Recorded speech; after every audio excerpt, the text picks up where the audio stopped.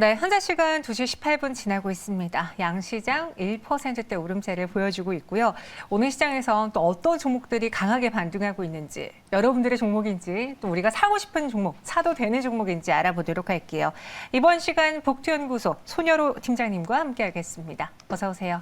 안녕하십니까. 네, 안녕하십니까. 자, 오늘 또 세 가지 상황실 준비해봤고요. 팀장님께서 아주 자세하고 명쾌하게 설명해 드리겠습니다. 첫 번째 상황실부터 만나보시죠.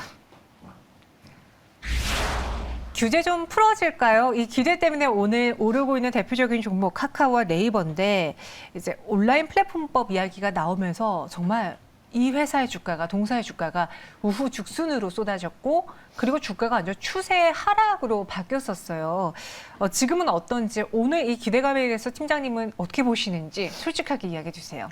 네, 우선 이제 세 가지 이슈 중에 첫 번째로 나온 이슈인데 이 방송 시청하시는 시청자분들 특히 좀 집중하셔야 되는 시간이 아닌가 그렇게 판단됩니다. 우선은 많은 개인 투자분들께서 정말 보유하고 관심 있게 보고 있던 카카오와 네이버가 어느 정도 2월 초반에 좀 맥점을 잡고 그 상승세에 좀 날개 달릴 수 있는 이슈가 오늘 좀 나왔다라고 좀 판단되고 있고 그 긍정적인 이슈의 외인과 기관도 긍정적으로 좀 화답을 하고 있다라고 좀 판단이 됩니다. 아직 이 온라인 규제를 안 하겠다라는 부분은 아니고 이 온라인 규제 수준을 좀 낮추겠다라는 부분이 있고 이런 부분에 기대감에 어느 정도 결과를 확인할 수 있는 부분이 나오면서 이제 외인과 기관이 동조하고 있는지 반대로 움직이고 있는지 이런 부분들을 제가 방송 출연하면서 우리 시청자분들께 말씀드려서 지속적으로 좀 강조를 하고 있는데 우선 기대감을 줄 수 있는 이슈가 나왔음에도 불구하고 외인과 기관의 쌍끌이 순매수세가 지금 네이버, 카카오 둘 다 확인되고 있기 때문에 저는 긍정적으로 보면 될 것 같고 앞으로 이제 카카오랑 네이버를 신규로 접근하고자 째려보고 계셨던 분들 아니면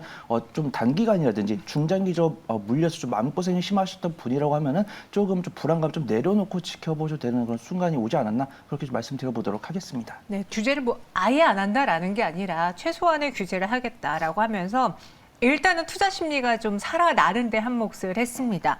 주가 부양을 안 그래도 카카오 측에서 뭐 차기 대표가 또 강하게 이야기를 하는 등 그 주가 부양을 위해 노력을 하고 있는 카카오인데 이번 기회에 투심 만회 가능할지 사실 성장의 아이콘 하면은 카카오랑 네이버가 빠질 수 없잖아요. 그렇죠. 그러니까 뭔가 한국판 구글, 한국판 아마존 느낌인데 팀장님 성장의 아이콘 다시 찾을 수 있을까요? 우선 저는 뭐 긍정적으로 말씀드리고자 합니다, 오늘. 그래서 우선 정말 네이버는 좀 굵직굵직한 이슈가 별로 없었지만 카카오는 정말 많은 분들에게 눈물을 안겨줬던 그리고 전 투자자 입장에서는 그런 정보를 좀 이용하려고 해도 감정적으로 접근하다 보면 정말 왜 이러지? 정말 이래도 되나라고 생각할 정도로 좀 많은 악수를 뒀었고 그에 대한 투자자들을 독려하기 위해서 좀 긍정적인 이슈를 추가적으로 갖고 왔었는데 우선 긍정적으로 저는 이제 맥점이 잡혔다라고 보지만 그렇다고 해서 뭐 엄청난 부푼 기대를 하기보다는 조금 더 지켜보면서 한시름 놔도 되겠다라고 좀 판단이 됩니다.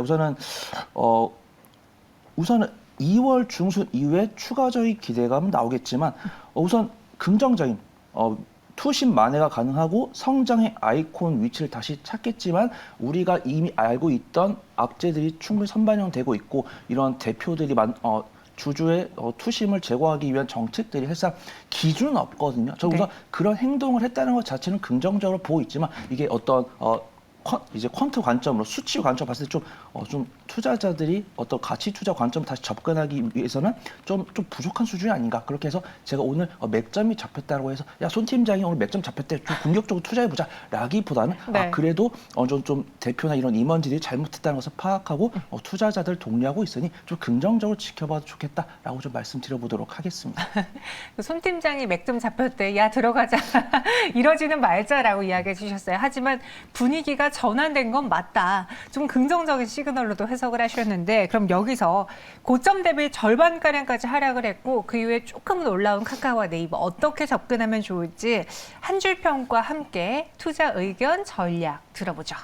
네, 우선 제가 한 줄 평부터 좀 말씀드리면 정부야 놀자라고 했습니다. 그래서 이제 제가 카카오랑 네이버를 두 개 다 차트를 띄워드리면서 좀 가격적으로 말씀드릴 건데 제가 정부야 놀자라고 해서 정말 뭐 친화적이다라고 보시는 게 아니고 정부에서 내놓는 정책의 방향성 지금 완화하겠다고 했지만 아직 이전 정부에서도 추진했지만 주 업무를 담당할 부서 그다음에 어떤 수준으로 책정할 것인가에 대한 불확실성이 나오면서 지금 거의 뭐 한 2분기 가까이 조정을 보여줬는데 아직 이렇게 오늘 대선 리스크가 사라지고 어떤 성장주의든 투자 기대감을 이제 윤석열 당선인께서 정책에 대한 발언하시면서 오늘 기대감이 들어왔는데 차트를 보면서도 지금 주가적인 우상향세는 보여주고 있고 주가 탄력은 확실히 네이버보다 카카오가 강한 가운데 오늘은 두 종목 모두 외인과 기관의 쌍끌이 순매수가 들어왔지만 좀 더 자세하게 최근 일주일이나 2주일간의 수급 동향을 본다라고 하면 기관은 어느 정도 좀 관망하듯이 소액 조금씩 담는 모습 확인되고 있고 외인은 좀 시장 상황이 동요하면서 어떤 러시아와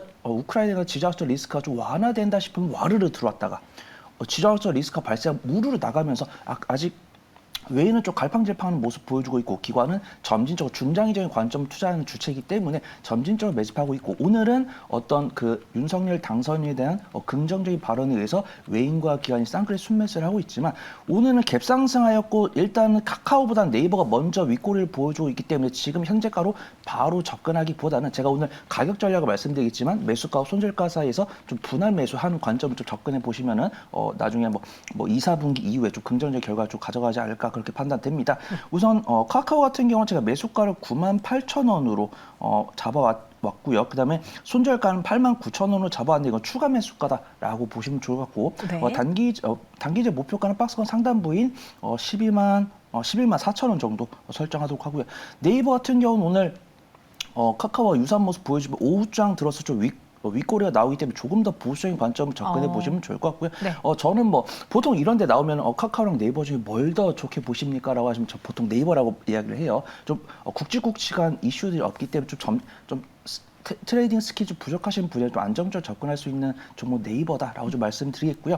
매수가는 33만 3,000원. 우선은 안전하게 좀 발목부터 담그는 관점을 좀 준비해왔고 네. 손절가는 박스권 하단부인 30만 1,000원을 준비해왔지만 추가 매수가로 보셔도 좋다라고 말씀드리고 목표가는 단기적 박스권 상단부인 38만 9,000원 잡고서 나중에 추가적으로 말씀드릴 기회가 오면 또 말씀드려보도록 하겠습니다. 네, 일단은 정부야 놀자라고 한 줄 평하면서 이 분위기는 바뀌었다, 살짝 개선됐다라고 이야기했습니다. 하지만 아직 시청자분들도 투자자분들도 손예로 팀장님과 같은 의견이신 것 같아요. 은님이 이렇게 글을 올려주셨어요. 똑같은 이슈이기 때문에 그래도 예전처럼 폭발적인 상승은 없을 것 같아요라고 의견 주셨고 많은 분들도 그에 동조하셨거든요. 그러니까 이전만큼의 영광을 찾기 위해서는 똑같은 재료로 가기는 재미가 없잖아요. 뭔가 새로운 뉴가 나타나야겠죠. 어떤 그 실적 성장성, 실적 증가세에 대한 기대감이 있어서 2021년 상반기까지 나왔는데 어떤 규제가 나오고 있고 그다음에 이제 증권사에서 컨센서스도 발표를 하고 있는데 우선 카카오랑 네이버 둘 다 좀 업종 대비 저평가 매력도가 네이버는 현재도 있지만 카카오는 지금은 없습니다. 고평가 영역대에 있고 2022년 컨센서스를 바라본다라고 하면 저평가 영역이 다시 들어갈 것으로 판단이 되고 있고요. 네이버 같은 경우는 카카오보다도 좀 어떤 업종 대비 저평가 매력도는 더 크지만 아무래도 카카오가 개인 투자분들의 기대감을 한 몸에 받았기 때문에 오늘은 저는 좀 의외입니다. 네이버 같은 경우 윗꼬리가 나오고 있고 카카오는 윗꼬리가 나오지 않고 있어서 어떤 주가 탄력성이나 안정성에서 우세한 모습을 보여주고 있지만 카카오 같은 경우는 좀 아직 이런 대표들 어떤 개인 투자분들의 좀 눈물을 주는 이슈, 그다음에 맞아요. 이제 추가적으로 카카오뱅크에 의해서 카카오페이까지 상장할 것이고 앞으로도 또 계열사들 상장 이슈가 굵직굵직하게 나와 있기 때문에 아무래도 좀 위아래로 흔들 가능성은 있지만 이 성장수의 그다음 플랫폼 갭의 대장주로서 이 개인 투자자들의 기대를 한물 받은 변동성은 확실히 무시할 수 없지만 과거의 연간 16만 17만 원을 단기간에 회복하기는 좀 어려울 것 같고 이런 규제 정책의 불확실성이 제고되고 수준이 확정되면서 좀 위아래로 변동성이 좀 나오지 않을까 그렇게 좀 말씀드려보도록 하겠습니다. 네, 카카오 그리고 같이 네이버도 점검을 해봤고요. 두 번째 상황실로 넘어가겠습니다. 여행주 계륵 같아요. 하나 투어를 한번 해봤는데 이제 국제유가 급락이 오늘 장중에 나오면서 여행 항공주들이 반등을 보였습니다. 그런데 이제 유가에 대한 부담감이 어느 정도 여행주나 항공주에 반영이 되었다라는 거는 생각이 드는데 과연 오늘의 급락이 추세 하락은 아닐 것 같고 그렇다고 지금 여행 항공주를 들어가도 되나 이것을 많은 분들이 고민하실 것 같거든요. 일단 이 유가의 움직임에 좀 말씀드리기 굉장히 부담스럽습니다. 네. 일단 이런 지수, 유가 이런 것들 가치 투자 관점이 아니라 좀 트레이딩 스킬이고 이제 최현덕 전문가님께서도 말씀해 주셨지만 이제 원자재 가격, 고기, 곡물, 밀, 원유 같은 경우도 이제는 정말 우리가 수요나 공급에 따른 상승보다 어쩌면 투기적인 수급이 들어와서 우리가 예상했던 것 이상으로 좀 버블이 나왔기 때문에 분명히 그런 것들 좀 중장기적 관점으로 좀 수렴이 될 것으로 전망이 되고 있고요. 지금 유가가 강하게 상승함에도 불구하고 여행 관련 종목들은 좀 박스권 움직임을 보여주고 있습니다. 뭐 하나투어나 모두투어 같은 경우 좀 개별적 이슈가 있어서 좀 네. 낙폭을 기록했다 반등이 나왔었는데 우선 우리가 이렇게 나누는 이야기만 듣고 여행 관련 종목들 차트를 보지 않았다고 하면 지금 거의 뭐 유가 관련주들처럼 엄청나게 떡상에 있을 것 같은데 여행 관련주들 차트를 보면 박스권 움직임이 보여주고 있습니다. 그런 부분에서 유가가 강하게 상승하고 있지만 그 부분에서도 우리가 여행에 있어서 투자에 대한 자금이 부담되기 때문에 그만큼 유가 상승만큼 이 여행 관련주들의 펀더멘털이 크게 부각될 것이라는 투자자들이 좀 그런 기대감은 좀 크게 반영되지 않고 있는 부분이다라고 좀 판단되고 있고요. 하나투어 같은 경우는 좀 긍정적인 이슈가 있으면서 여행 관련 종목들 중에서 가장 강한 모습 보여주고 있습니다. 그 부분에 있어서 저는 이제 유가가 지금 고점을 찍고 이제 약세를 보여주고 있으면서도 뭐 투자자들이 동조하는 모습들도 있지만 우선은 이제 뭐 오미크론 변이 이후에 따른 추가적인 변이에 대한 가능성도 좀 의료 관련 전문가분들도 크게 점치고 있지 않고 있기 때문에 아마 좀 오미크론을 마지막으로 좀 코로나19에 대한 변동성이 좀 둔화될 것으로 판단되면서 여행주에 대한 좀 긍정적인 기대감이 들어오는 것이 아닌가 그렇게 좀 말씀드려보도록 하겠습니다.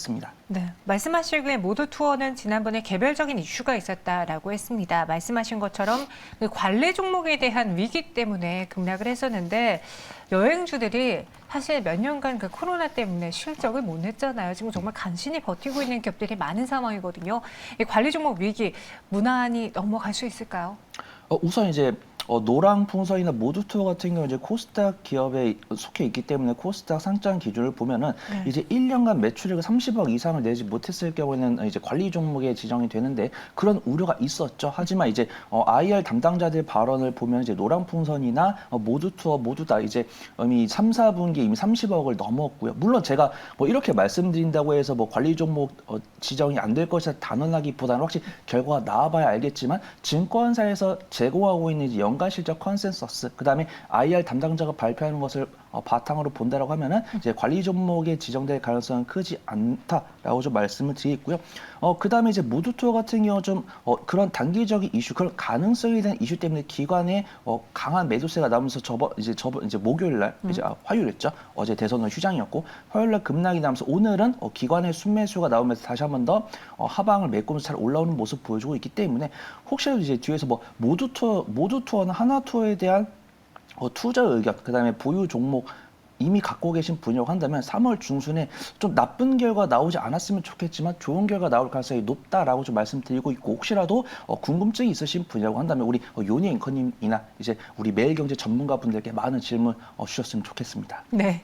갑자기 제 이름이 나와서 좀 놀랐는데 저한테 질문해 주시면 제가 대신 질문을 드려보겠습니다. 저는 아는 게 전문가처럼 유튜브에서 소통 많이 하고 계셔가지고 제가 소통만 하는 역할이어가지고요. 네, 제가 잘 전달해 드리겠고요. 그럼 여기서 이제 여행주에 대한 투자 의견을 내려볼게요. 제가 한 줄 평으로 그랬어요. 괴력 같다. 이거를 리오프닝이 이제 열린다는 걸 알고 들고 가야 될 것 같긴 한데 들고 가자니 너무 그 안에서 부침이 많아서 불안하신 분들을 위해서 여행주들 어떻게 투자 전략을 세워야 될지 혹여 그 안에서 우리 손여루 팀장님이 좋게 보고 있는 종목이 있다면 무엇일지 쭉 한 번에 이야기해 주시죠. 네, 우선 이 여행 관련주 이제 한 줄 평부터 좀 말씀을 드릴게요. 네. 이제 한 줄 평 제가 나비처럼 날다가 벌처럼 쏘자라고 말씀드렸는데 또 이런 이야기를 듣고 야, 벌처럼 쏘제 빨리 들어가자라고 하기보다 좀 제가 이렇게 말씀드리면 좀 이제 투자분들께 좀 경각심을 드리기 위해서 이제 기억이 남으시라고 이렇게 좀 강하게 말씀을 드리는 거고 네. 이제 유가의 이런 여행 관련주들이 좀 밀접하게 좀 비슷하게 움직였다라고 하면 거의 전고점을 돌파해서 최고가를 기록하면서 넘어가야 되는데 아직 박스권 움직임을 보여주고 있다 보니까 이런 원자재 가격 인상만큼 실적이 개선될 것이다라는 투자자들의 기대감은 없는 것 같습니다. 하지만 이러한 여행에 대한 기대감 그리고 제가 하나투어 말씀드리면서도 말씀드렸지만 여행 관련주들 보면 기관은 점진적으로 매수를 하고 있습니다. 그중에서 이제 외인은 살까 말까 고민을 하고 있습니다. 그렇기 때문에 우선 박스권 움직임 안정적으로 보여주고 있고 기관이 긍정적으로 점진적으로 매집을 하고 있기 때문에 저는 여행 관련주는 좀 매수를 하는 게 맞다라고 판단을 하고 있고요. 네. 그 중에서도 사실상 모두투어나 하나투어나 노랑풍선 같은 게 좀 이슈에 따라서 변동성이 크게 나올 것이기 때문에 좀 트레이딩 스킬이 있으신 분들이 좀 집중해 보시면 좋겠고 저는 지금 방송 시청하시는 분들께서는 좀 안정적인 가치 투자까지도 가능한 종목 좀 소개해드리는 게 이제 전문가로서의 역할이 맞다라고 판단돼서 제가 레드캡 투어를 갖고 왔습니다. 레드캡 투어는 우선 여행 항공 관련해서 흑자가 나오는 기업을 찾아보라고 하면 대한항공이랑 레드캡 투어 단 2개밖에 없습니다. 그 중에서도 레드캡 투어는 이제 여행업도 하고 있지만 렌터카 사업도 병행하고 있습니다. 맞아요. 그리고 해외 여행은 좀 제한되고 있지만 국내 여행은 꾸준히 유지되고 있고, 이 레드캡 투어가 렌터카 사업을 특히 제주도에서 많이 하고 있습니다. 그래서 다른 여행주들은 거의 영업이익을 거의 반납하거나 적자 전환됐지만 레드캡 투어는 2018년부터 지금까지도 꾸준하게 매출과 영업이익이 점진적으로 증가하고 있는 모습 보여주고 있고요. 제가 누누이 실적 개선주를 말씀드리면서 2018년보다 잘하면 진짜 잘한 것이다라고 말씀드리고 있는데, 레드캡 투어는 여행 관련 종목이면서 코로나19를 겪었음에도 불구하고 일단 흑자 전환하고 있는 것도 잘했지만 2018년부터 꾸준하게 흑자를 꾸준하게 유지하고 있기 때문에 정말 안정적으로 좀 접근할 수 있는 종목이다라고 좀 말씀드려보도록 하겠습니다. 매수가는 제가 지금 23,000원 설정해 왔고요. 손절가는 21,500원을 잡고 왔지만 이건 추가 매수가로 잡아도 될 것 같다라고 말씀드리고 있고, 전 레드캡 투어 저도 주기적으로 매매를 하고 있는데 물리면 물렸지 손절해본 적은 없는 종목입니다. 그만큼 좀 주의 있게 좀 지켜봐주시면 좋을 것 같고, 목표가는 27,000원 잡고서 나중에 다시 한 번 더 말씀드려보도록 하겠습니다. 네, 하나투어, 모두투어 이런 대표적인 종목도 좋지만 워낙 이슈 하나에 따라서 그 변동폭이 크기 때문에 트레이딩을 잘하시는 분들이라면 권하지만 그렇지 않다면 레드캡 투어 어떤지 한번 여쭤보셨습니다. 목표 주가 27,000원, 손절가 21,500원 제시해 드렸고요. 이어서 마지막 상황실로 넘어가 보죠. 네, 두산이 반도체 사업에 진출합니다. 이전에도 뉴스가 나왔는데 바로 그 주인공은 테스나였는데, 두산의 반도체 사업 진출 잘한 결정이지. 물론 반도체가 워낙 여기저기 쓰이니까 그 사업을 가져가는 건 좋은 것 같아요. 근데 또 이런 말 있잖아요. 야, 하던 거나 잘해. 이런 말이 있잖아요. 그래서 혹시나 이 두산이 지금 잘한 결정을 한 건지 전 좀 개인적으로 궁금했어요.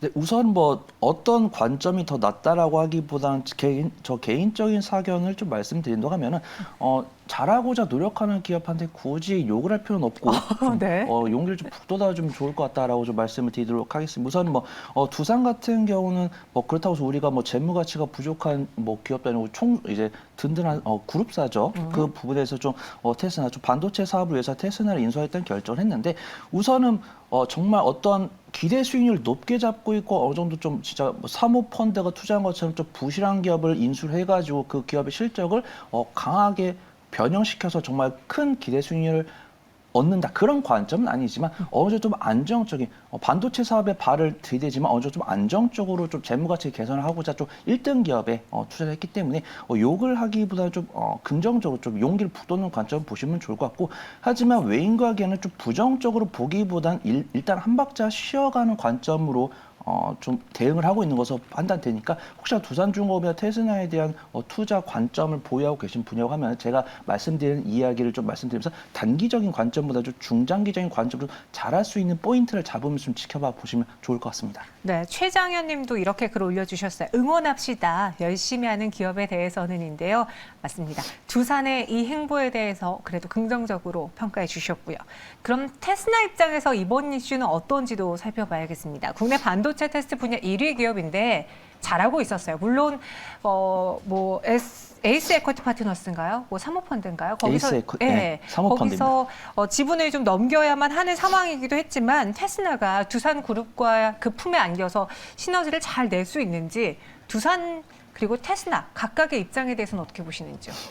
우선 저는 에이스 에쿼티 파트너스의 정말 내부적인 정보는 모르기 때문에 굳이 이런 시점에 매각을 했어야 했나라는 판단이 되는지, 어떤 투자금을 돌려주기 위한 그런 기간 문제가 있었던 것 같습니다. 그리고 우선은 테스나 같은 경우 스스로 잘했음에도 불구하고 어느 정도 좀 두산에 의한 훈풍을 기대했을 수 있지만, 저는 우선 훈풍은 나오겠지만 훈풍은 크게 발생하지는 않을 것 같다. 하지만 테스나 본연 스스로 잘하고 있기 때문에 가치 투자 관점을 접근할 수 있는 위기이다. 단기적으로는 사실 큰 이익을 가져가기도 어렵겠지만 3개월 이상, 분기 이상 좀 중장기적인 관점으로 반드시 좀 효도할 수 있는 시점이 아닌가, 그렇게 좀 말씀드려보도록 하겠습니다. 네, 알겠습니다. 그럼 마지막으로 테스나에 대한 투자 의견 여쭤볼게요. 장 초반에 10% 넘게 급등하더니 상승폭을 다 반납했는데 왜 그럴까요? 라고 글 올려주셨고요.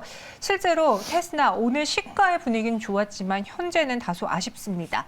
그에 대해서 어떻게 평가하면 좋을지 한 줄 평과 가격 전략 들어보죠. 네, 제가 테스나 같은 경우는 거의 한 3번 정도 말씀을 드린 것 같습니다. 물론 여기서는 이제 오늘은 처음이지만 그때 이제 말씀드리면서도 한 줄 평부터 좀 말씀드리면 멀리 뛰기 위해 조금 웅크려 볼까라는 이슈입니다. 제가 이제 이런 종목을 말씀드리면서 종목을 평가하는 5개의 기준에서 대부분 부합을 다 하고 있지만 한 가지 부분 주가 추세랑 수급 동향 이제 5가지 중에 3가지를 만족을 하지만 2가지 부분이 좀 아쉽습니다. 그렇다고 해서 테스나를 관심 종목에서 지워야 되냐? 분명 아닙니다. 그래서 이 테스나에 대한 실적을 보시면 아시겠지만 미중 무역 분쟁이 발생하고 한일 무역 분쟁이 발생하고 코로나 시국가 발생하는 와중에서도 반도체는 상당한 타격을 입었지만 테스나는 반도체 장비 업체로 2018년부터 2021년까지 꾸준하게 매출액과 영업이익이 점진적으로 상승하는 모습 보여주었고요. 지금 업종포가 179.41인데 지금 현재 포가 18.97이기 때문에 거의 10분의 1가량 저평가 매력도를 보유하고 있고요. 증권사에서 제공하고 있는 2022년 예상 실적 컨센서스는 기준으로 한 12개월 선행폭 10.23이기 때문에 앞으로 저평가 매력도가 더 심해질 겁니다. 근데 제가 이렇게 아무리 강하게 이야기를 하고 있어도 외인과 계속 매도하고 있는 게 사실이기 때문에 맞아요. 지금 당장 바로 그냥 야, 손 팀장이 지금도 저평가한테 1년 뒤에 더 저평가래. 물론 지금 사셔도 됩니다. 근데 지금 제가 이렇게 말씀드렸다고 해서 투자를 모두 끌어서 샀다가는 네. 뭐 한 2주, 한 달 정도 마음고생할 가능성이 있기 때문에 3개월 이상 보유한다는 관점으로 그다음에 외인과 기관이 수급이 도는 모습 확인하시고 접근하는 게 제일 안전하다라고 좀 말씀드릴게요. 매수가는 제가 42,500원 설정을 했고요. 손절가는 다음 박스가 하다 보니 4만 원 설정했는데 이거는 좀 제가 좀 강하게 좀 추가 매수가다라고 좀 보셔도 좋을 것 같고 목표가는 51,000원. 잡고서 3개월 이상은 꼭 지켜봐 주시고 6개월, 1년 뒤에는 반드시 웃고 계시지 않을까 그렇게 좀 말씀드려보도록 하겠습니다. 네, 오늘 뭐 유행어처럼 야, 손 팀장이 말이야 이렇게 계속 이야기해 주셨는데요. 우리 손여러 팀장님의 의견 잘 참고해서 여러분들의 투자 판단에 녹여보시기 바라겠고요. 목표 주가는 51,000원, 손절가 하지만 어떻게 보면 추가 매수가 가능한 가격 4만 원까지 제시해 드렸습니다. 오늘 3가지 사방실 알아봤고요. 팀장님 여기서 인사드리도록 하죠. 오늘 말씀 고맙습니다. 감사합니다.